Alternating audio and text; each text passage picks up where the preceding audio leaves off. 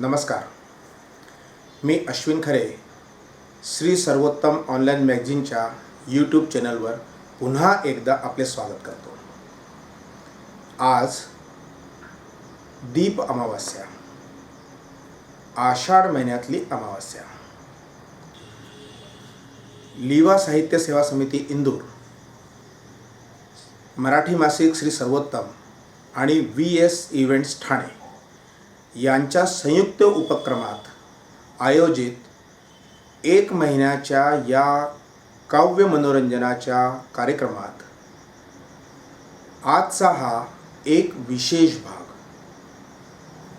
भाग यासाठी की आषाढ प्रतिपदेपासून सुरू झालेल्या या काव्यहोत्रमध्ये आपली रोजची आपण एक कवींची कवितांची आहुती ज्याला आपण म्हणतो ती दिलेली आहे, म्हणजे त्यांची प्रस्तुती दिलेली आहे.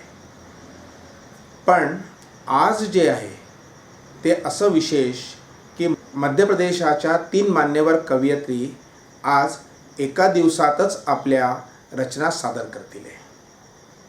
आजचा हा विशेष कार्यक्रम आम्ही मध्य प्रदेशातील वरिष्ठ मान्यवर कवी ज्यांनी 2500हूनही जास्त कवितांची रचना केलेली आहे,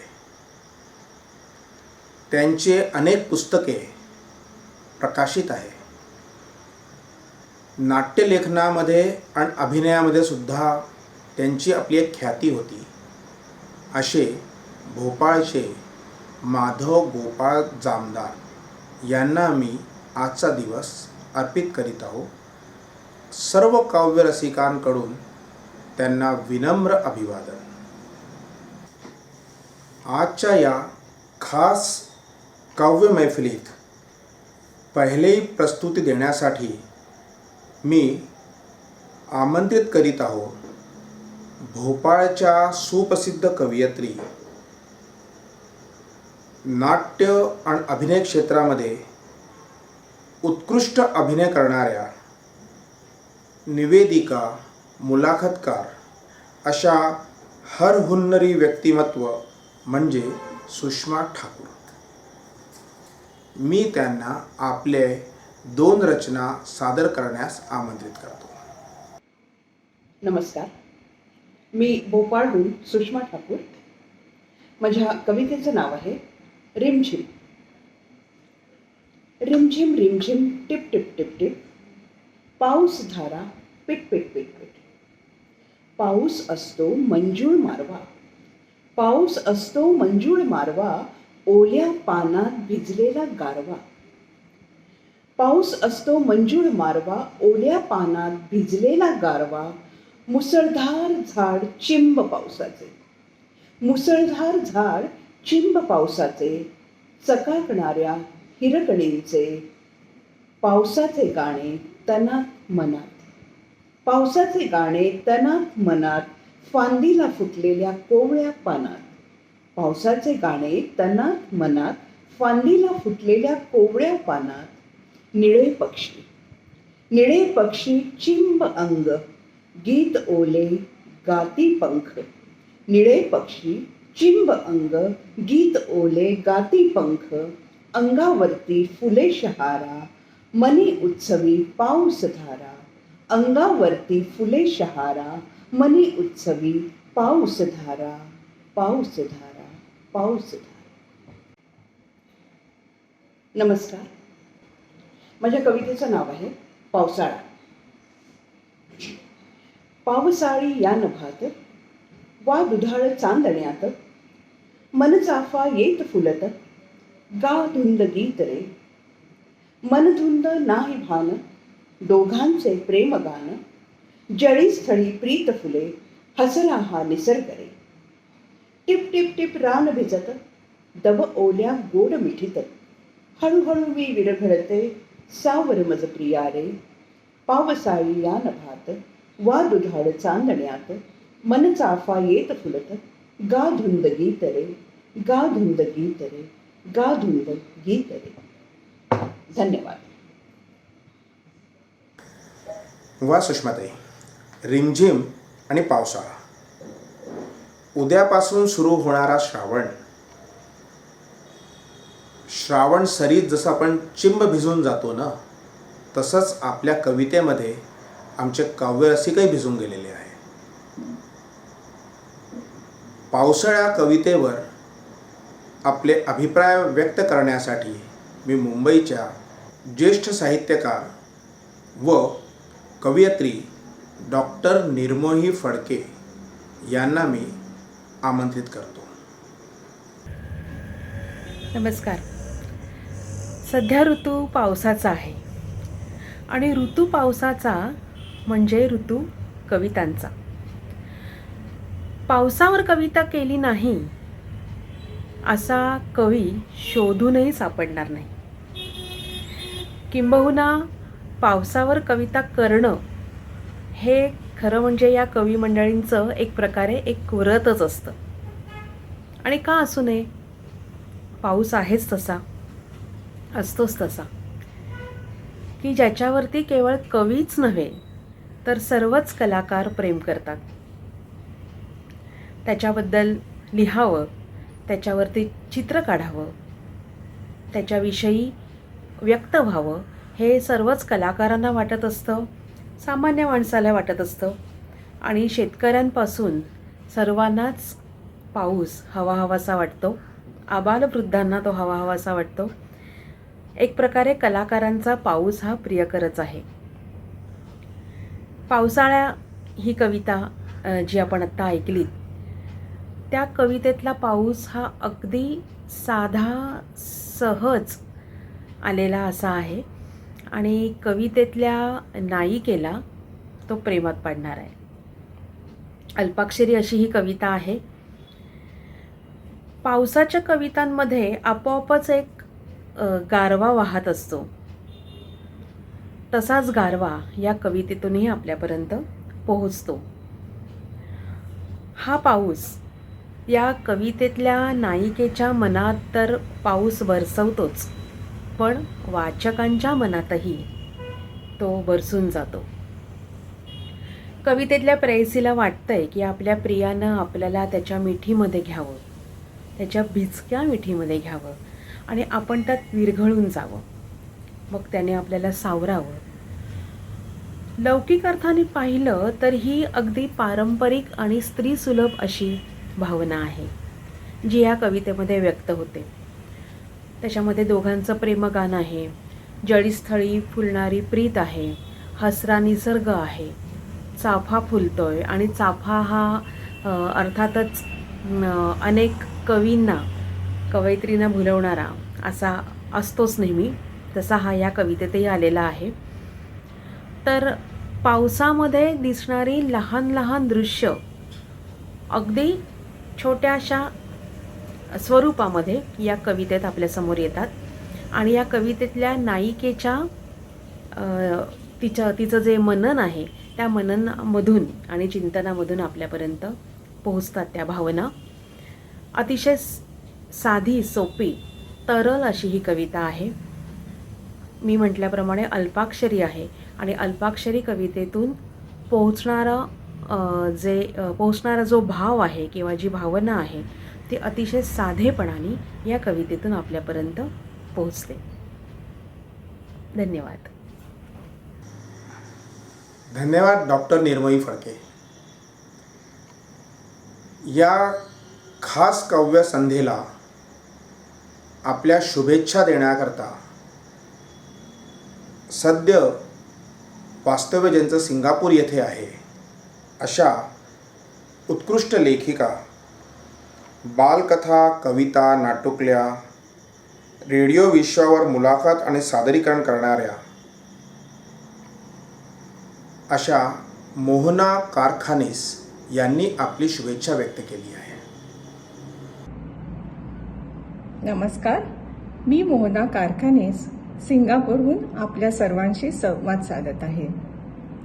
आषाढस्य प्रथमम दिवस या अंतर्गत एक दिवस माझा हा श्री सर्वोत्तम ऑनलाईन मॅगझिन मध्य प्रदेश, लिवा साहित्य सेवा समिती मध्य प्रदेश आणि VS इव्हेंट्स महाराष्ट्र या 3 संस्थांच्या संयुक्त विद्यमाने सुरू झालेला सुंदर नवीन उपक्रम आहे. यात 2 राज्यातील मराठी कविमनांना एकत्र आणून एक सुंदर साहित्यिक पूल बांधण्याचा अनोखा प्रयत्न केला जात आहे. या उपक्रमासाठी मला सर्वांना मनपूर्वक शुभेच्छा द्यायच्या आहेत. या उपक्रमाचे संकल्पनाकार मध्य प्रदेशचे ज्येष्ठ साहित्यकार विश्वनाथ शेडोणकर आहेत आणि आयोजक श्री सर्वोत्तम अंकाचे अश्विन खरे, लिवा साहित्य समितीचे विश्वनाथ शेडोणकर आणि VS इव्हेंटच्या वृषाली शिंदे आहेत. मला या कार्यक्रमात निमंत्रित केल्याबद्दल मी या सर्वांचे मनपूर्वक आभार मानते आणि या सुंदर उपक्रमाला भरपूर शुभेच्छा देते. धन्यवाद. आजच्या या खास भागातल्या दुसरा मान्यवर कवयित्री आहे विद्या श्रॉफ बऱ्हाणपूर.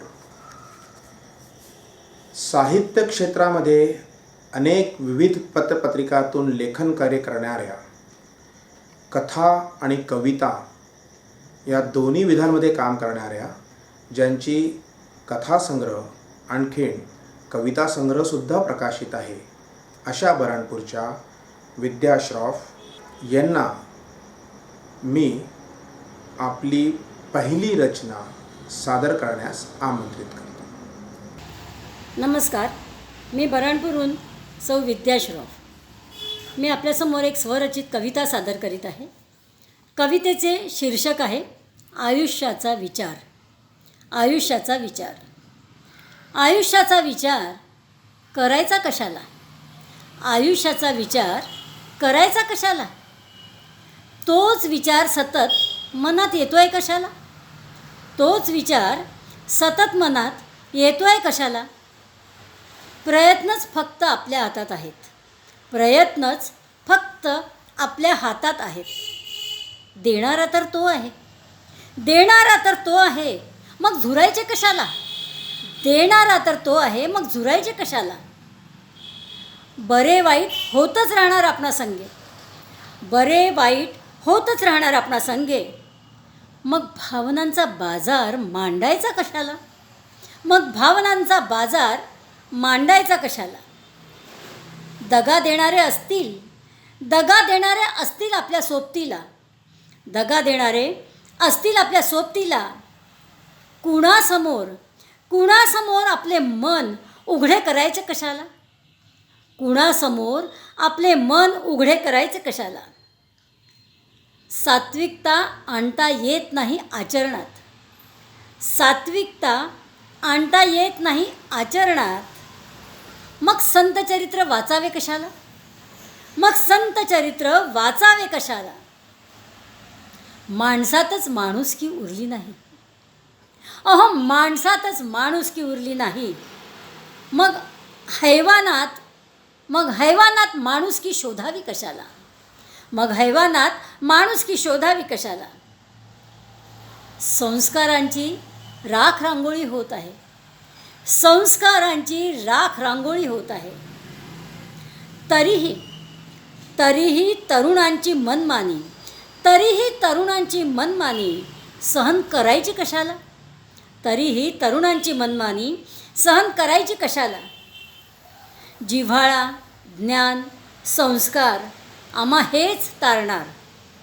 जिव्हाळा, ज्ञान, संस्कार आम्हाला हेच तारणार.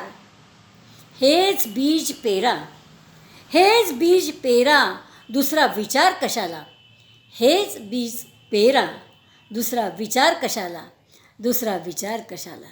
धन्यवाद. धन्यवाद विद्याजी.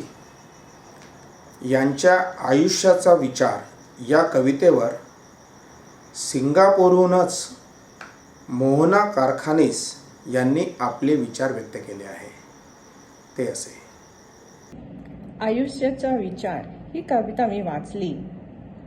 आपल्यापैकी प्रत्येकाच्या मनात आयुष्याचा विचार कधी ना कधी आल्याशिवाय राहत नाही. या बाबतीत कवीला सतत विचार करणे मान्य नाही. कवी म्हणतो, प्रयत्न करणे आपल्या हातात असताना आणि त्याचे फळ देणारा तो परमेश्वर असताना आपण कशाला झुरत बसायचे? जे होणार ते होणारच, तर मग आपल्या भावनांचा बाजार मांडत निरर्थक वेळ घालवण्यात काय अर्थ आहे? कवीने आयुष्याचे सार समर्पक शब्दात मांडण्याचा प्रयत्न केला आहे. संत वाङ्मयात सांगितलेले तत्वज्ञान नकळत या कवितेतून प्रतीत होते. लोका सांगे तत्वज्ञान पण स्वतः कोरडे पाषाण या उक्तीचा प्रत्यय कवितेच्या नंतरच्या ओळीत येतो. आयुष्यात चांगल्या संस्कारांचा ठेवा बरोबर असताना तेच बीज पेरा असे कवी सांगतो. नसत्या विचारात न अडकता आपले कर्म करीत राहा हा संदेश कवीला द्यायचा आहे. एकूणच आयुष्याचा विचार ही कविता चांगले ते आपल्याजवळ ठेवा आणि आपल्या कर्मातून ते दाखवून प्रत्यक्ष पटवून द्या असा सुंदर विचार या कवितेतून आपल्यापर्यंत पोहोचवला गेला आहे. एकूणच कविता खूप छानपणे आपल्यापर्यंत पोहोचते. विद्याजींना निवेदन की त्यांनी आपली दुसरी रचना नाते तुझे नि माझे सादर करावी. नमस्कार, मी बऱ्हाणपूरहून सौ विद्या श्रॉफ. मी माझी एक स्वरचित कविता सादर करीत आहे. कवितेचं नाव आहे नाते तुझे नि माझे. नाते तुझे नि माझे. मी न बोलताच तुला समजावं, मी न बोलताच तुला समजावं, पापण्याआड दडलेल्या अश्रूंना तू जपावं, पापण्याआड दडलेल्या अश्रूंना तू जपावं. हेच प्रेम, हेच प्रेम नेहमी तुझ्या माझ्यात असावं, हेच प्रेम नेहमी तुझ्या माझ्यात असावं. दुःखाच्या राशी झेलताना, दुःखाच्या राशी झेलताना तू पेलावं, दुःखाच्या राशी झेलताना तू पेलावं. दिवसभर त्याच आठवणीत, दिवसभर त्याच आठवणीत मी राहावं, दिवसभर त्याच आठवणीत मी राहावं. आणि तुझ्याच सुरांच्या गीतात मी रमावं, आणि तुझ्याच सुरांच्या गीतात मी रमावं. कधी नेमके, कधी नेमके तू दुखत्या रगेवर हात ठेवावा, कधी नेमके तू दुखत्या रगेवर हात ठेवावा. आणि त्याचाच जाच, आणि त्याचाच जाच मनाला व्हावा, आणि त्याचाच जाच मनाला व्हावा. हेच नेमके, हेच नेमके तुझ्या माझ्यात नसावं, हेच नेमके तुझ्या माझ्यात नसावं. माझ्या भावनांना बळ तुझं असावं, माझ्या भावनांना बळ तुझं असावं. माझ्या शब्दांनी तुझ्या ओठी उमटावं, माझ्या शब्दांनी तुझ्या ओठी उमटावं. आणि तुझ्यातून व्यक्त होताना, आणि तुझ्यातून व्यक्त होताना मी लाजावं, तुझ्यातून व्यक्त होताना मी लाजावं. चुकतही असेल मी, चुकतही असेल मी, तू ते पोटी घालावं, चुकतही असेल मी, तू ते पोटी घालावं. तू दाविल्या वाटे मी चालावं, तू दाविल्या वाटे मी चालावं. हेच सामंजस्य, हेच सामंजस्य तुझ्या माझ्यात असावं, हेच सामंजस्य तुझ्या माझ्यात असावं. तुझी साथ हेच माझं भाग्य असावं, तुझी साथ हेच माझं भाग्य असावं. तुझी वाणी, तुझी वाणी माझं सामर्थ्य असावं, तुझी वाणी माझं सामर्थ्य असावं. आपल्यातील अतूट धाग्यास, आपल्यातील अतूट धाग्यास आपण दोघांनी पोषित करावं, आपल्यातील अतूट धाग्यास आपण दोघांनी पोषित करावं, आपण दोघांनी पोषित करावं. धन्यवाद. या रचनेवर मुंबईचे ज्येष्ठ साहित्यकार कॅप्टन वैभव दळवी काय म्हणतात ते ऐकूया. नमस्कार, मी कॅप्टन वैभव दळवी. नाते तुझे नि माझे ही कविता वाचली. तारुण्यातल्या तारुण्य सुलभ अशा भावना आणि आपल्या जोडीदाराबद्दलच्या असणाऱ्या अपेक्षा, हे नातं कसं असावं याविषयीच्या अपेक्षा अतिशय सुंदर तऱ्हेने उलगडल्यात या कवितेत. कवितेच्या सुरुवातीलाच 2 ओळीत सांगितलंय की मी न बोलताच तुला समजावं, पापण्या आड दडलेल्या अश्रूंना तू जपावं. किती हळवी आणि नाजूक अशी भावना या 2 ओळींमध्ये अतिशय नाजूक रीतीने व्यक्त केलेली आहे. माझ्या शब्दांनी तुझ्या ओठी उमलावं ही आणखीन एक ओळ मला खूप आवडली. आणि तुझी साथ हेच माझं भाग्य असावं असं शेवटी या कवितेत म्हटलेलं आहे. हे नातं, दोघांचं नातं इतकं प्रगल्भ आणि उत्तम तऱ्हेने उमललेलं असतं की अशा वेळी शब्दांची गरजच पडत नाही. त्या भावना शब्दांच्या शिवाय जोडीदाराच्या मनापर्यंत पोहोचतात आणि ही अपेक्षा या कवितेमध्ये अतिशय समर्थपणे आलेली आहे असं मला वाटतं. मला माझ्या शब्दमुखे या एका कवितेची आठवण झाली ही कविता वाचताना. अतिशय सुंदर. आणि या कवितेच्या कवयित्री किंवा कवी जे आहेत त्यांना माझ्या खूप खूप शुभेच्छा. असंच सुंदर लिहित राहा. धन्यवाद. धन्यवाद मोहनाजी, धन्यवाद विद्याजी, धन्यवाद कॅप्टन वैभव दळवीजी. या भागामध्ये आम्ही विद्याताईंकडून 2 रचना ऐकल्या. आता पुढल्या भागात आम्ही मध्य प्रदेशाच्याच एक आणखीन मान्यवर कवयित्री ग्वाल्हेरच्या कुंदा जोगळेकर यांच्याकडून आम्ही काही ऐकणार आहोत. तत्पूर्वी एक छोटीशी विश्रांती. दिवाळी अंक म्हटलं की काही खास हवं असतं आणि सर्वोत्तम हा प्रयत्न कायम करत आला आहे.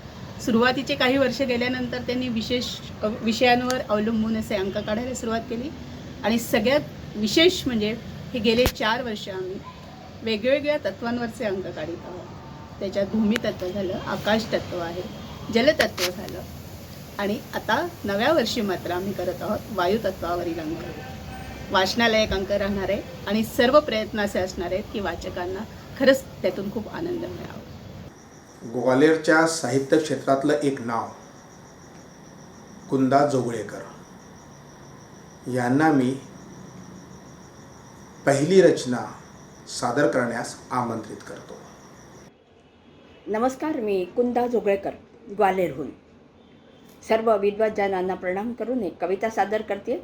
शीर्षक आहे जादूचं औषध. लहान होते तेव्हा आईच्या मागोमाग खूप लुडबुड करायचं मी स्वयंपाकघरात. लहान होते तेव्हा आईच्या मागोमाग खूप लुडबुड करायचं मी स्वयंपाकघरात. बऱ्याचदा भाजायचे माझे हात. लहान होते तेव्हा आईच्या मागोमाग खूप लुडबुड करायचे स्वयंपाकघरात. बऱ्याचदा भाजायचे माझे हात.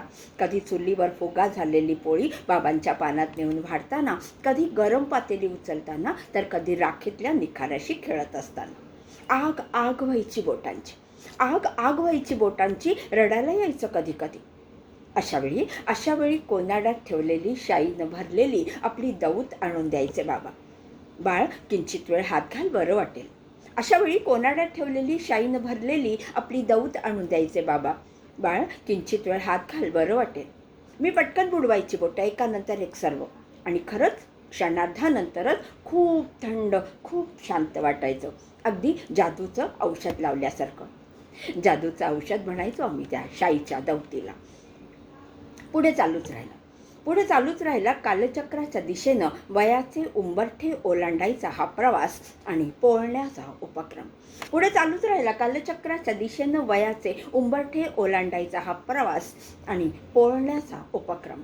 कळत गेलं हळूहळू की आयुष्याच्या संघर्षात पावलोपावली प्रकर्षानं जाणवतात चटके. कळत गेलं हळूहळू की आयुष्याच्या संघर्षात पावलोपावली प्रकर्षानं जाणवतात चटके. बोटांच्या व्यतिरिक्तही खूप काही पोळतच असतं सतत. भावना, संवेदना, स्वाभिमान. धावता धावता घामाघूम होतात स्वप्न. संतापानं घुसमटून मनाच्या दरीच्या दरी कोसळतात कधी कधी. अशा वेळी विचारांच्या थैमानाचं एक वेगळंच विश्व तयार होतं कुठेतरी. तिथल्या कोणत्या तरी कोपऱ्यात नकळतच होत असतो या आगीचा साठा. असंख्य प्रसव वेदना सोसल्यानंतर बाहेर पडतात शब्द. पुढे चालूच राहिला कालचक्राच्या दिशेनं वयाचे उंबरठे ओलांडायचा हा प्रवास आणि पोळण्याचा उपक्रम. कळत गेलं हळूहळू की आयुष्याच्या संघर्षात पावलोपावली प्रकर्षानं जाणवतात चटके. बोटांच्या व्यतिरिक्तही खूप काही पोळतच असतं सतत. भावना, संवेदना, स्वाभिमान धावता धावता घामाघूम होतात स्वप्न, संतापानं घुसमटून मनाच्या दरीच्या दरी कोसळतात कधी कधी. अशा वेळी विचारांच्या थैमानाचं एक वेगळंच विश्व तयार होतं कुठेतरी. तिथल्या कोणत्या तरी कोपऱ्यात नकळतच होत असतो या आगीचा साठा. असंख्य प्रसववेदना सोसल्यानंतर बाहेर पडतात शब्द. शाईत नाहूनच अस्तित्वात येते एखादे गीत, एखादी कथा, एखादी कविता. देऊन जाते मातृत्वाच्या सुखाचा ओलावा. आणि पुन्हा एकदा खूप थंड, खूप शांत वाटतं. अशा वेळी पुन्हा एकदा आठवतात बाबा. आठवते त्यांची ती शाईची दौत, आठवतं बालपण देखील. आणि आग होत असलेल्या बोटांना शाईत बुडवून ठेवण्याचा अर्थ पुरेपूर लक्षात येतो. नमस्कार, धन्यवाद. वा कुंदाताई, कुंदा जोगळेकर यांचं साहित्य क्षेत्रातला प्रवास आणि पुरस्कार अनेक आहे. साहित्य क्षेत्रामध्ये त्यांचे 2 काव्यसंग्रह प्रकाशित आहे. आणखीन एक कथासंग्रह प्रकाशित होण्याच्या वाटेवर आहे. कादंबरी कथा पुरस्कार दिल्ली, युवा साहित्यकार सन्मान ग्वालियर, संत कन्हर कवी रत्न सन्मान भोपाळ, अंबिका प्रसाद दिव्य पुरस्कार सागर अशा पुरस्काराच्या मानकरी कुंदाताई यांनी आपली दुसरी रचना सखी लिहू तरी कसे यासाठी मी त्यांना आमंत्रित करतो. नमस्कार, मी कुंदा जोगळेकर ग्वाल्हेरहून सर्व विद्वज्जनांना प्रणाम करून एक रचना सादर करते. एका वीरमरण पावलेल्या सैनिकाच्या पत्नीनं दुसऱ्या वीरमरण पावलेल्या सैनिकाच्या पत्नीला लिहिलेलं हे पत्र. सखी सांग ना लिहू तरी काय. प्रिय सखी, नमस्कार आशीर्वादासकट अख्खा शब्दकोश रिकामा झालेला असतो. अशा जीव घेण्याप्रसंगी सांग ना लिहू तरी काय. प्रिय सखी, नमस्कार आशीर्वादासकट अख्खा शब्दकोश रिकामा झालेला असतो. अशा जीव घेण्याप्रसंगी सांग ना लिहू तरी काय. सखी, खूप जाणवतं ग आनंदाला नुकतीच पालवी फुटत असताना.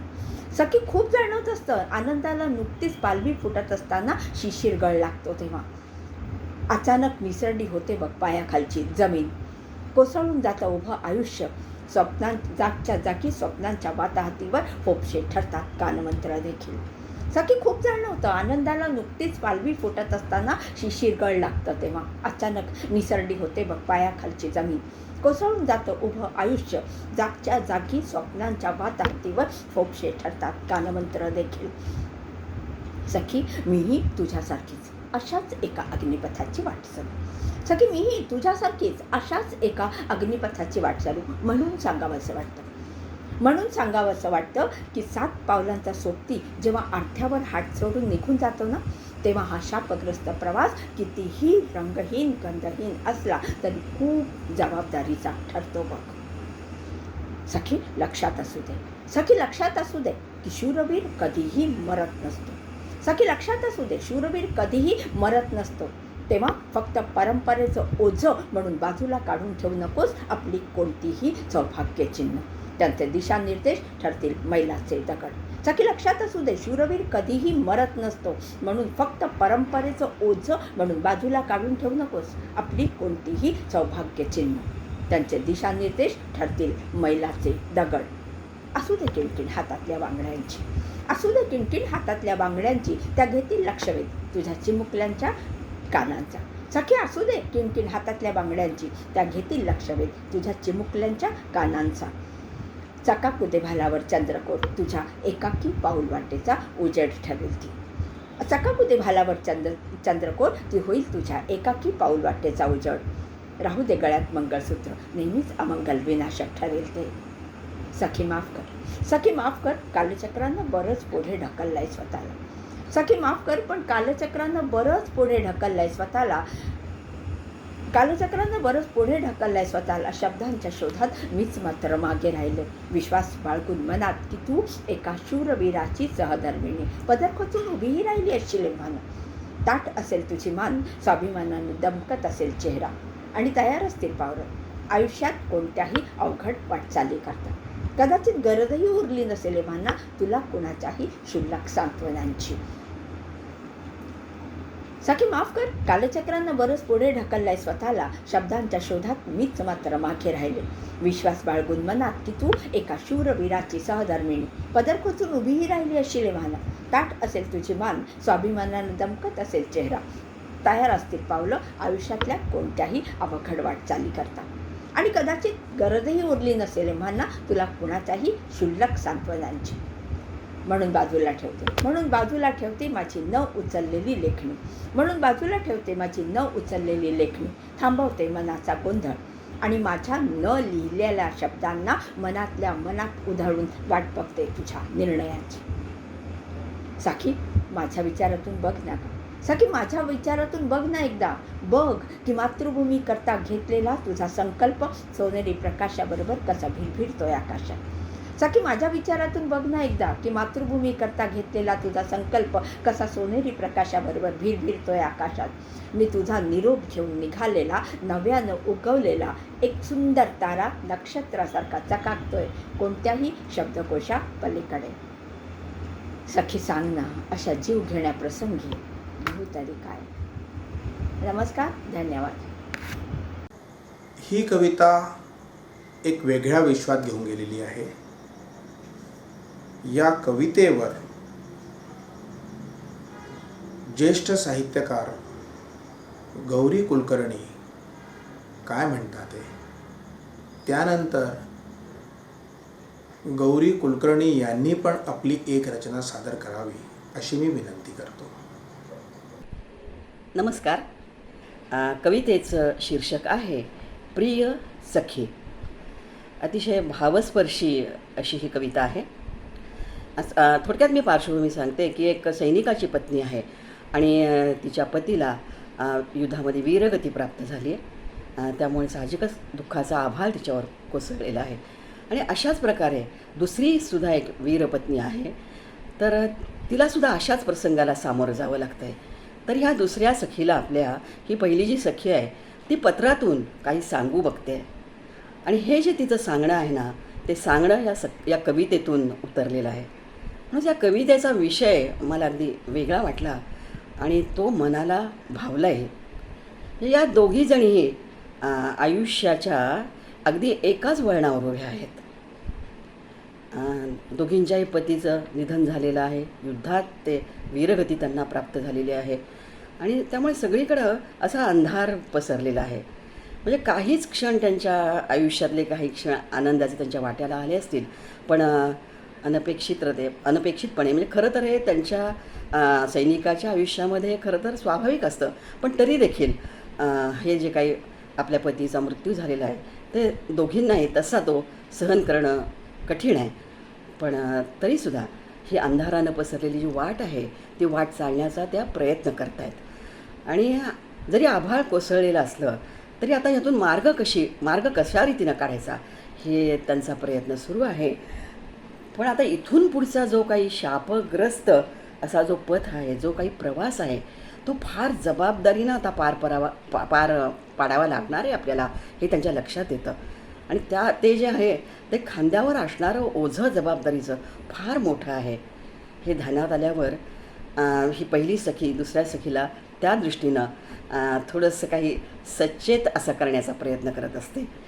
आणि हा अंधारमय मार्गातून काही झालं तरी आपण बाहेर गेलं पाहिजे, उजेडाची वाट आपण शोधली पाहिजे, हे ती तिला सांगते आहे. आणि ही जी तिची वृत्ती आहे किंवा हा जो ध्यास आहे तिचा, किंवा त्या दोघींचीच एकूण जी ही अशरण जिद्द आहे की अंधारातून वाट शोधायची उजेडाची, तर त्या जिद्दीला इथे सलाम करावासा वाटतो. एकूण कवितेचा जो अर्थ आहे, आशय जो आहे ना, तो सुंदर आहेच, तर त्या आशयाला पूरक अशी चपखल अशी शब्दरचना हे या कवितेचं बलस्थान आहे असं मी नक्की म्हणेन. ती सखी म्हणते बघा एके ठिकाणी की मी ही तुझ्यासारखी अशाच एका अग्निपथाची वाटसरू आहे. मी ही तुझ्यासारखीच अशाच एका अग्निपथाची वाटसरू आहे. किंवा पुढे आणखी असंही ती म्हणते, सखी, ती पहिली सखी दुसऱ्या सखीला म्हणते, सखी लक्षात असू दे, सखी लक्षात असू दे की शूरवीर कधीही मरत नसतो. तेव्हा परंपरेचं ओझं म्हणून बाजूला ठेवू नकोस त्यानं आपल्याला दिलेली सौभाग्यचिन्ह. परंपरेचं ओझं म्हणून बाजूला ठेवू नकोस त्यानं आपल्याला दिलेली सौभाग्यचिन्ह. अशासारख्या ज्या ओळी आहेत ना, त्या अगदी हृदयाला काळजाला स्पर्शून जातात. पण त्याच वेळी ह्या ज्या ओळी आहेत ना, त्या समाजापुढे काहीतरी लखलखीत असा संकेतही ठेवून जातात. हे फार महत्त्वाचं आहे. आता ह्या कवितेचा शेवट जो आहे तो तर इतका सकारात्मक आहे की एकदम आपण तिथे अवाक होऊन जातो त्या क्षणी. ती म्हणते सखी दुसऱ्या सखीला, सखी, मातृभूमीकरता घेतलेला तुझा संकल्प सोनेरी प्रकाशाबरोबर भिरभिरतोय आकाशात. किती सुंदर ही जी सकारात्मकता आहे ना, त्या वळणाशी आपण थक्क होऊन बघत राहतो. आणि त्या दोघींच्या त्या ज्या सगळी ही जी विचार करण्याची जी त्यांची कुवत आहे, जी ताकद आहे, त्यापुढे नकळत आपण नतमस्तक होऊन जातो. एकूणच ही कविता भावस्पर्शी आहे, तरल आहे, हे तर आहेच, पण त्याचबरोबर ती अतिशय असरदारही आहे. म्हणजे त्या कवितेतली जी लय आहे, अंतर्गत लय आहे, किंवा त्या कवितेचा जो गाभा आहे, याची एक अमीट छाप आपल्या मनावर पडते. आणि ही कविता एकीकडे आपलं मन व्याकुळ करून जाते, पण दुसरीकडे हीच कविता त्या दोघींविषयी जी काही आदराची भावना आपल्या मनामध्ये आहे, ती आदराची भावना ही कविता वाचून आपल्या मनात उचंबळून येते. अशी दुहेरी किमया साधणारी ही कविता आहे. आणि हे तिचं फार एक वेगळं वैशिष्ट्य मला वाटतं. तर इतकं सगळं बोलल्यानंतर मी एवढंच म्हणेन, अगदी म्हणजे विश्वासाने मी हे सांगते की ही कविता लिहिणारी जी लेखणी आहे ना, ती अतिशय आश्वासक आहे. आणि तिचं भविष्य, या पुढचं जे भवितव्य आहे ते निर्विवादपणे उज्ज्वल आहे. आणि त्यासाठी, या पुढच्या प्रवासासाठी मी कवीला, त्याच्या लेखणीला भरभरून शुभेच्छा देते. धन्यवाद. मित्र हो, आजची ही खास काव्यसंध्या आषाढ प्रतिपदेपासून आषाढ अमावास्यापर्यंतची असून आपले विचार आपल्याला हे कशी भावते, आम्हाला पुढे आणखी नवीन प्रयोग करण्याकरता प्रोत्साहनार्थ आपण आपले विचार आम्हाला अवश्य कळवा. अजूनही पुन्हा एकदा मी माझ्या सर्व रसिक मित्रांना आग्रह करून राहिलेलो आहे की त्यांनी श्री सर्वोत्तम ऑनलाईन मॅगझिनच्या या यूट्यूब चॅनलला सबस्क्राईब करावे, शेअर करावे, आणखीन साहित्य प्रवासाला असं प्रफुल्लित ठेवण्याकरता सहयोग करावा. धन्यवाद.